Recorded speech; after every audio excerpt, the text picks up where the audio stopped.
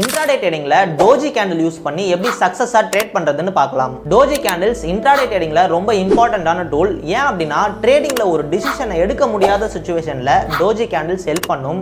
Doji பேட்டர்னை boost பண்ணி அதிகமா ப்ராஃபிட்டும் பார்க்கலாம். இப்போ டோஜி கேண்டில் பேட்டர்னா என்னன்னு பார்க்கலாம். டோஜி சின்ன கிராஸ் இல்லனா பிளஸ் மாதிரி இருக்கும். ஓப்பனிங் பிரைஸும் க்ளோசிங் பிரைஸும் ஒரே மாதிரி இருக்கும்போது டோஜி கேண்டில் ஷோ ஆகும். தி சேம் டைம் கேண்டிலோட பாடியும் ஷேடோவும் மேலேயும் கீழேயும் வந்து எக்ஸ்டெண்ட் ஆகும். இது மார்க்கெட்ல இருக்கிற பையர்ஸ் அண்ட் செல்லர்ஸ் ஈக்குவல் ஸ்ட்ரென்த்ல இருக்கத காட்டும். இப்போ டோஜி கேண்டில் யூஸ் பண்ணி எப்படி ட்ரேட் பண்றதுன்னு பார்க்கலாம். டோஜி மட்டும் கேரண்டிடா பை அண்ட் செல் சிக்னல் இல்ல.